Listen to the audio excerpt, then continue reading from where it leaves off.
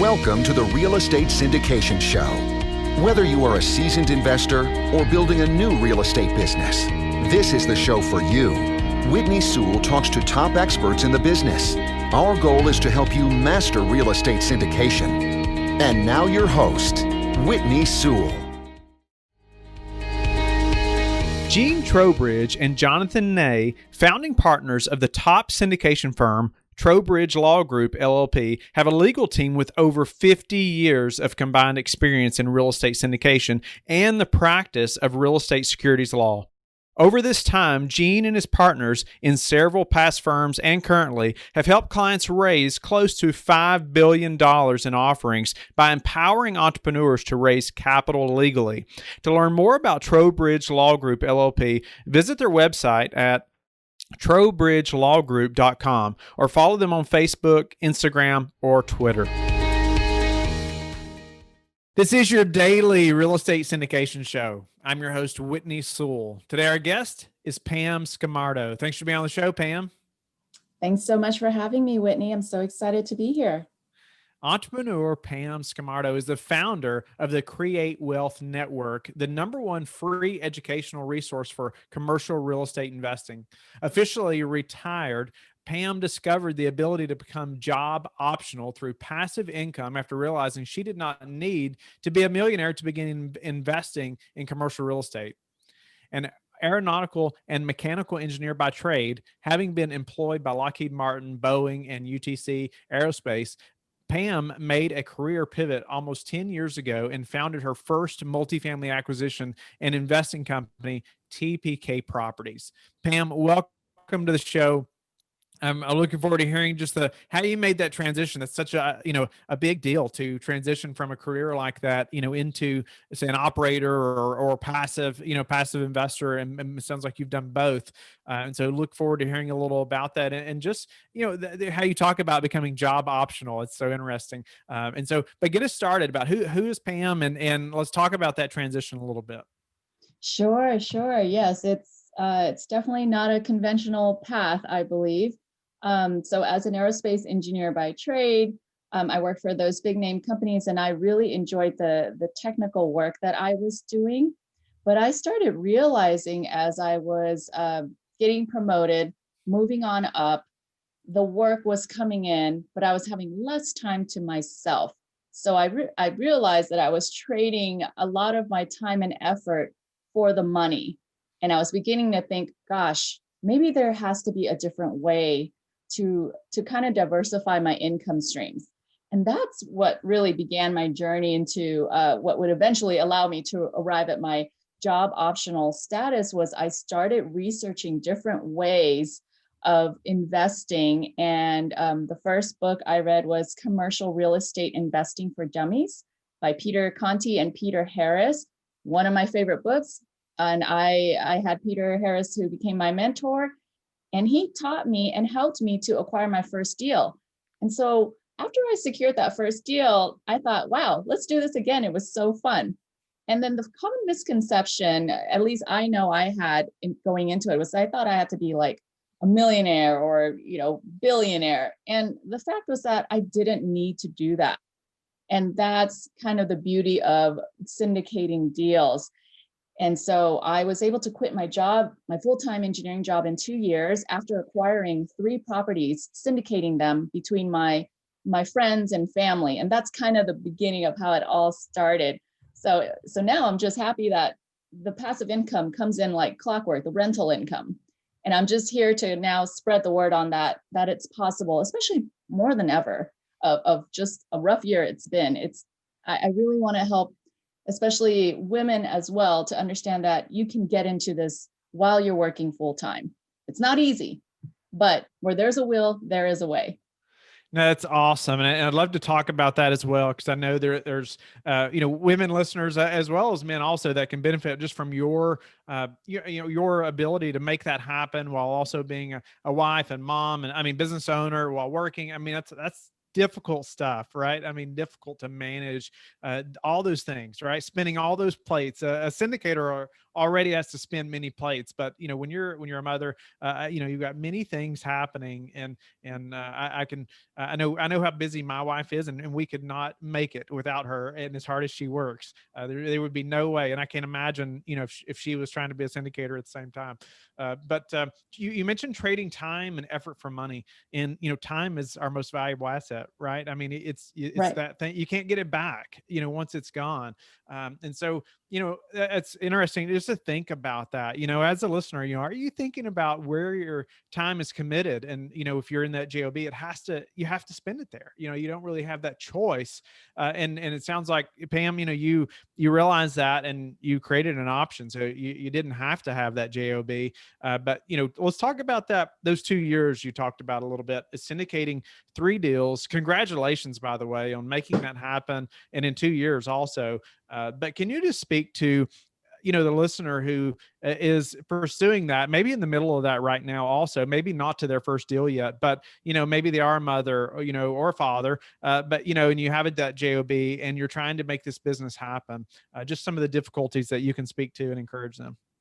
Sure, sure. Yes, it's definitely is not easy. I recall I would wake up probably a couple hours before I had to head into work to work on my real estate investing business. And then during my lunch breaks or during the daytime breaks at work, I would be focused on that as well. And then when I came home in the evening, it was the same thing. And so that's kind of the one thing that I realized early on was, as hard as it is, you have to just hustle as much as you can in the beginning, because Whitney, as you can probably attest to, a lot of the upfront work will become beneficial later on. It's setting yourself up. It's a system, right? So once you find that way that works for you and you set it up properly, then things will start to flow in. And so for me, the hardest part was definitely a lot of hours beyond my regular 40-hour work week. And to be frank, it was actually turning into a 60-hour work week already at my job. And so I needed to find different ways to work around it. And thankfully, at that time, my husband and I, he was my fiance, and he fully supported me. And I think that's something that a lot of people don't often talk about, but it's the support network.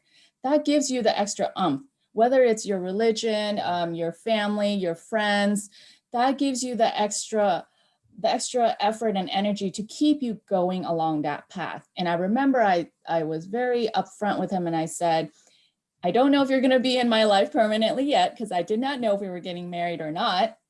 And I said, you're either in with me or you're not, and that's okay. But this is my path. And right now I need the support. And he took the back seat and helped support me throughout it all. And he wasn't demanding on my time in a sense. So if I had free time, I was so passionate about it, because I think when you have that first taste of getting close to buying your first property, or you're in the midst of exploring and learning, you get so excited. You just want to pour all that energy into it. And that's kind of what I'm doing now, is I've decided to give back. I created the Create Wealth Network at www.letsgocreatewealth.com to provide free educational resources, because there's so many paths one can take, right, Whitney? For me, it's multifamily real estate, but we have others who might do storage unit rentals or single family homes or whatever have you in the commercial real estate umbrella, and to do syndications. But for me, that's what spoke to my heart. And I think I was very overwhelmed starting off. And so now that I'm gathering my thoughts here, I feel that, having that support network really helps out. I found a mentor as well. He was very instrumental in getting my mindset straight on focusing my network and growing it with intention, and being mindful of who I'm talking to and how I can collaborate. And that really helped out a lot.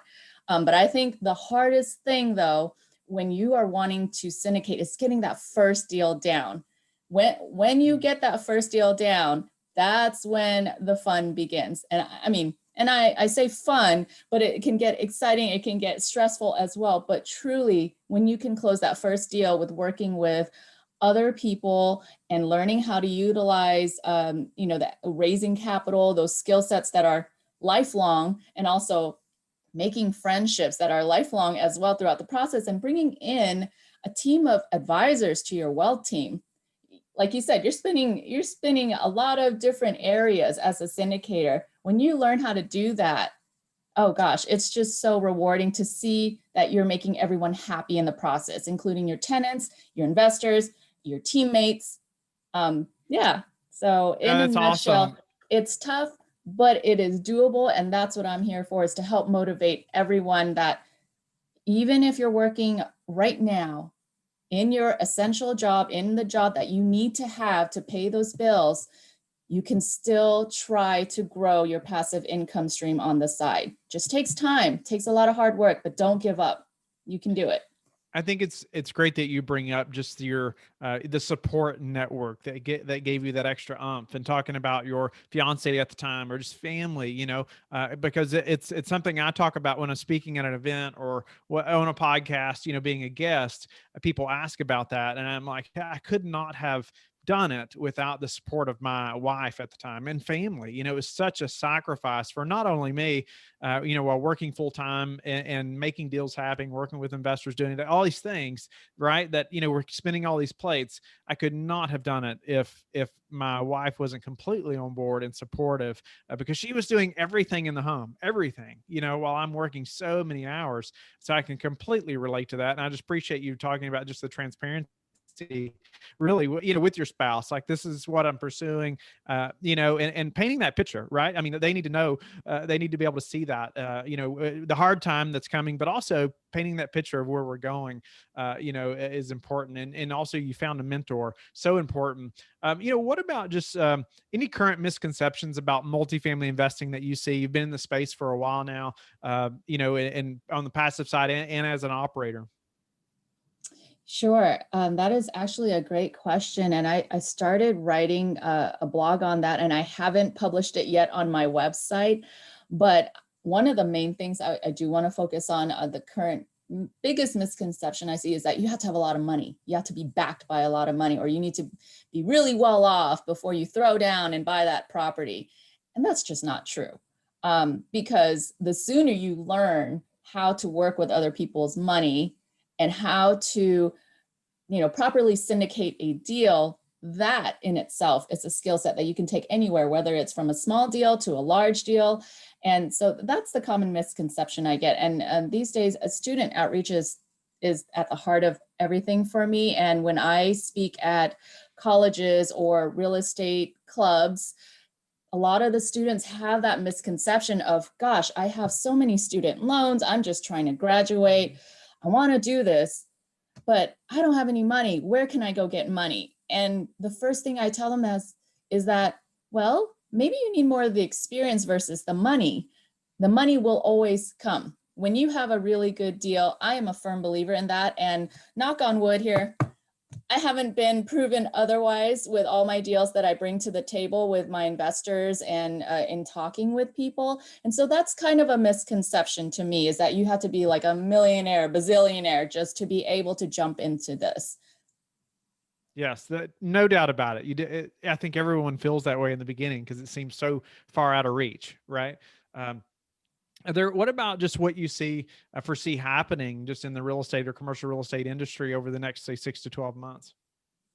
That is also another great question. And Whitney, I just thought of another common misconception that I get asked a lot. And I don't know if you experience this as well, is the so-called house hacking method.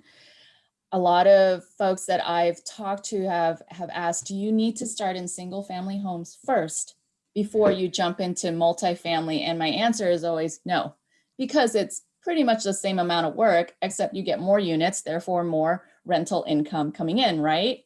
So that's another misconception I do want to share, is that no, you do not need to start off in smaller single family residential homes before jumping into a different game. They're both, to me, if you're going to put in the work, might as well buy 5 units and up to be considered in the multifamily sector.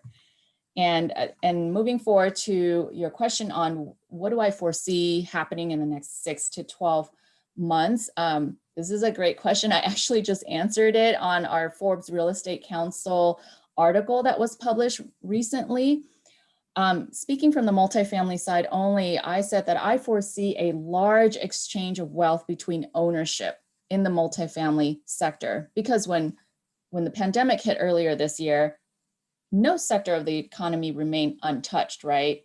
So the impacts of that varied greatly. While some industries were completely devastated and some, benefited greatly due to the change in the human behaviors and the supply and the demand.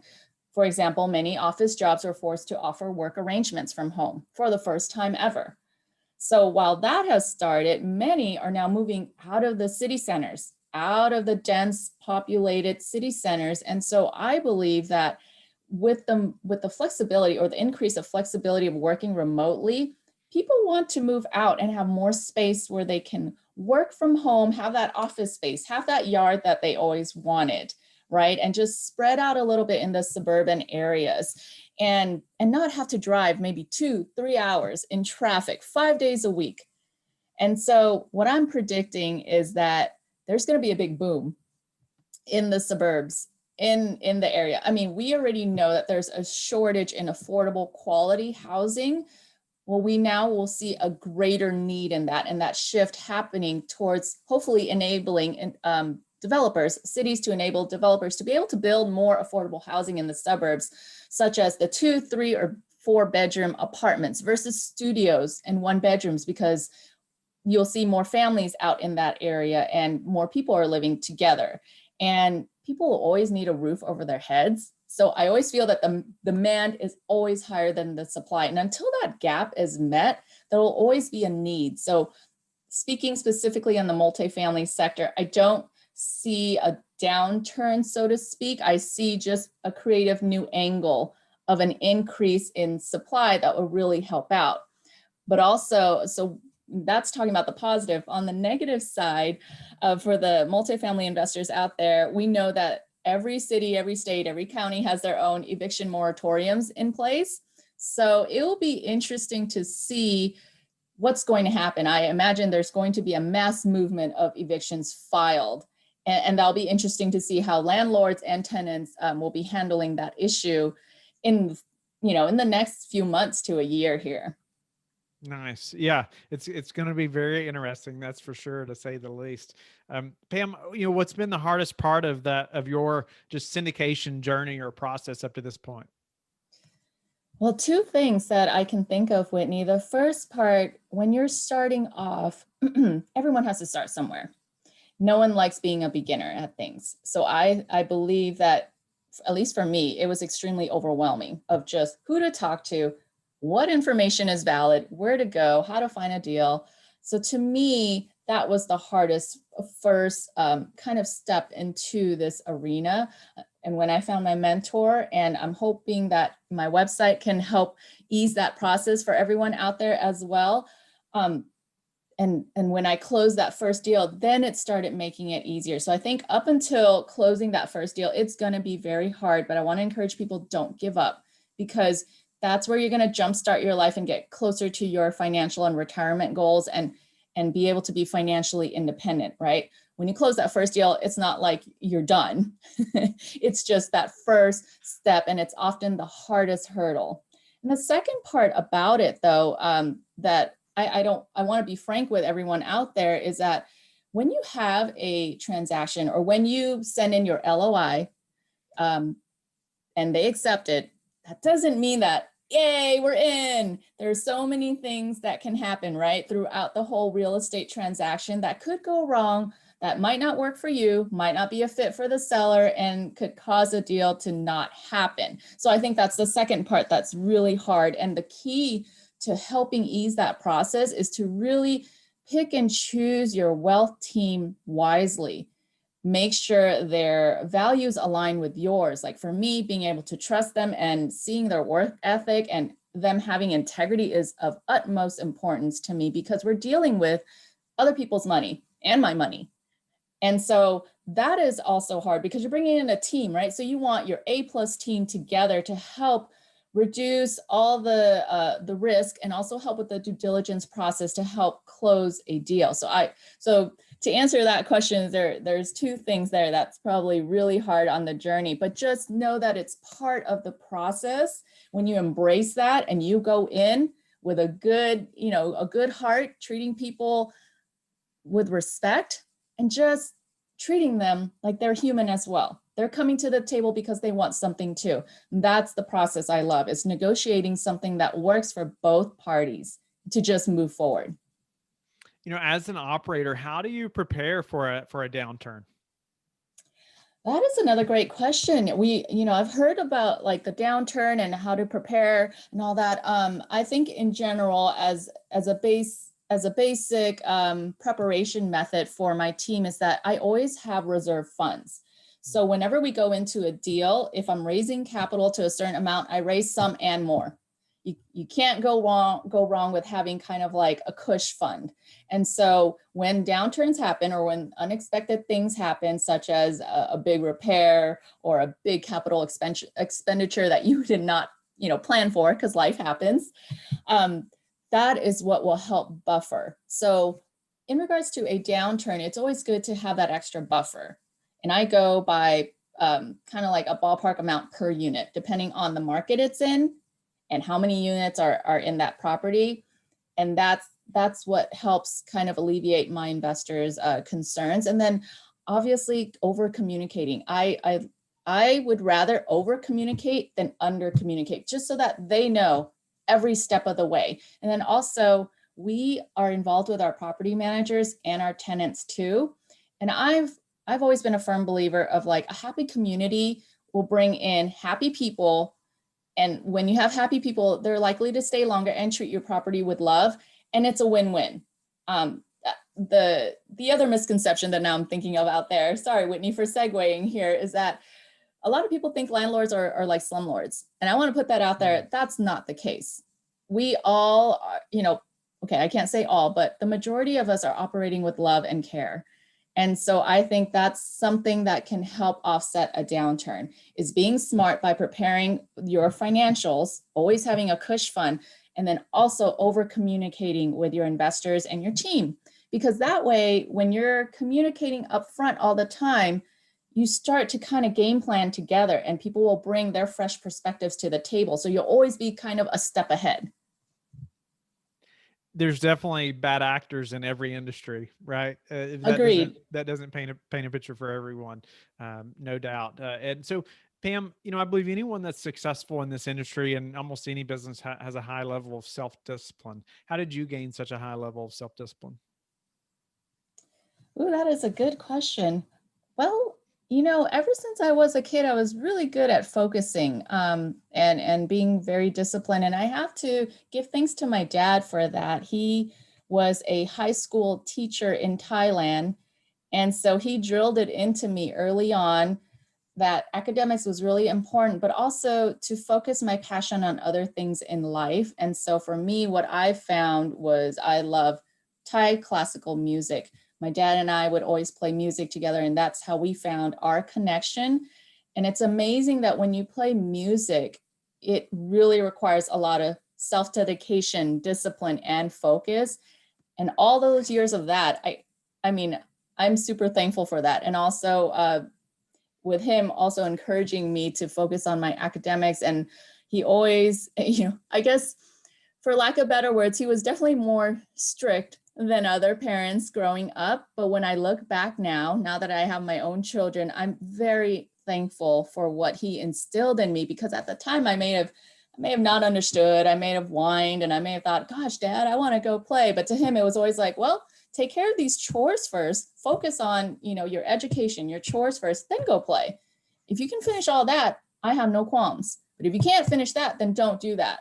Don't go have fun yet. And I think that's been a kind of just really drilled into my brain. And so the idea of delayed gratification is something that I embraced, especially with entering this journey of mine to becoming financially independent, to being job optional, was that when I first got a couple deals down, I could have just went out and just splurged on, for example, a fancy car or something, or just spent all the money away. And that has really helped kind of hone in of like, well, what's the bigger goal out there? What is that long-term goal that we as a family need to focus on and realize our gains later, and it's going to be okay.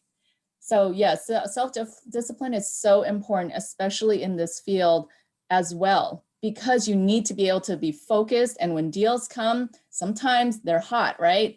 You need to act really fast, or maybe you have like stacks of like 300 pages of due diligence to do. You can't just go lollygag. You have to focus with your team and get going. So kind of have your eye on the prize, so to speak. Is there a daily habit that you have that you're very disciplined about that's helped you achieve success?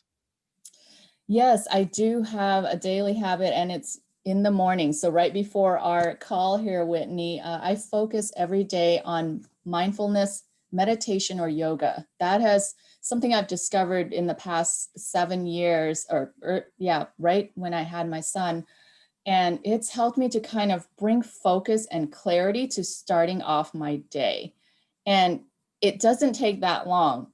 Initially, I fought it, and I just thought, oh my gosh, it's so hard. I'm not going to be able to sit down and meditate or just be mindful or focus on myself, my breathing pattern. And I realized sometimes it only takes 2 minutes or a minute. And so that's my daily routine, is focusing on me time, just kind of reflecting and being present as well. It helps start off my morning. And then I follow it by making tea, because I love tea. And then just kind of sitting quietly before the chaos starts, meaning before my kids wake up and then and they say, mommy, and I understand that. You got to take care of all that. What's the way that you've recently improved your business that we could apply to ours? Yes, one way that I've started doing is giving back a lot to students. I know that students are often drowning in a lot of student loans, and they're eager and they're very passionate about learning. And what I've realized is that in mentoring or providing internships to students to help solve business challenges, daily business challenges, they come in with really fresh ideas that you normally don't think of. And I just love that. And I honor that. And then we bring that to the table. So it's nice to get fresh perspectives. I want to say that's been a pleasant surprise. And they're very eager to share their opinion too, which I love. And we encourage that. We don't want them to just sit quietly in our meeting roundtables. We want them to just bring in what they think, even if they think it's silly. I always tell them there is no stupid question in our meeting ever. You just bring it to the table and let's rock and roll with it. What's your best source for meeting new investors right now? My best source, it's been by word of mouth, thankfully, Whitney. Like the latest investor I met just happened to be in a yoga class with me. I was not intentionally planning to network, but we just hit it off. We got to talking about, what do I do? What does she do? And I shared with her, and now, we're working together. So I guess word of mouth and just meeting people. I don't have an exact source. And Whitney, maybe you can attest to this too, that when you are more comfortable in syndicating your deals and you have a good track record going, there's less pressure for that. Mm-hmm. You just kind of meet and go, and there's no pressure to be like, hey, I need you in my team and we got to close a deal together, kind of thing. Right. It definitely changes. Referrals start to happen a lot more, and it's much better. No doubt about it. And what's the number one thing that's contributed to your success? The number one thing, I would have to say, as cheesy as it sounds, is my husband. I love him very dearly. And you mentioned it. We talked about the support network. I think that's the most important thing. Aside from bringing on a mentor, if you want to learn faster, don't be afraid to fail, right? But the sooner you learn the things, the process, the better you'll get. But that's, to me, it's been the number one thing. I've realized in the past 10 years here that this is a relationship business. So that is the number one thing, is how you handle your relationship. And to me, my husband and I were probably the closest. And so our relationship success really helps carry forward to the success in all the other relationships I have. No doubt about it. And Pam, maybe you already answered this a second ago, but I like to ask every guest just how you like to give back. How I like to give back. Yes, that is wonderful right there. I'm very passionate about empowering women, as I said early on here. Also open to helping men out, no doubt about that. But I do want to see more women multifamily investors out there. And so that's where my heart is. I'm actually the incoming CREW Network Global Board Director for 2021. And CREW stands for Commercial Real Estate for Women. So I've found my tribe. And that's how I like to give back. I volunteer extensively with this organization. And this organization also gives out scholarships to local emerging leaders, students all over in different chapters and markets. And that's also another way I love giving back is student outreach, because I do remember when I was a student where I was lost of like, gosh, it's such a big world out there. Where do I go? Who do I talk to? And that's what I love about our CREW network is that we're here to help mentor and foster relationships with students as well. And then also introduce them to our network. Since we are a networking organization, business to business is very important. And I'm more likely to give my business to someone who's a CREW member than not. And so bringing them into this tribe is also a wonderful way to give back, which again aligns with getting that support network. Pam, I'm grateful to have met you and had you on the show today. And I just think it's interesting just hearing your story too, coming from I mean, not just any job, right? I mean, you worked very hard to get to that place and, but then just the path of transitioning from that to, to real estate and, talking about, trading your time, or, effort for money. And so, just the desire to move into real estate, how you did that as a wife and mom and a business owner all, at the same time. So just grateful for that. And just, thinking through, how to become that job optional. I like how you word that and think through that. So tell the listeners though, how they can get in touch with you and learn more about you. Sure. Yes. For the listeners out there, I just want to let you know is please have relentless determination in where you want to go and don't give up. If you want to find me, I'm on LinkedIn, Pam Scamardo. You can also find me on my website at www.letsgocreatewealth.com. I also recently started a YouTube channel as a spinoff on that, but you can find me on the website. Thank you so much, Whitney, for having me. Thank you for listening to the Real Estate Syndication Show, brought to you by LifeBridge Capital.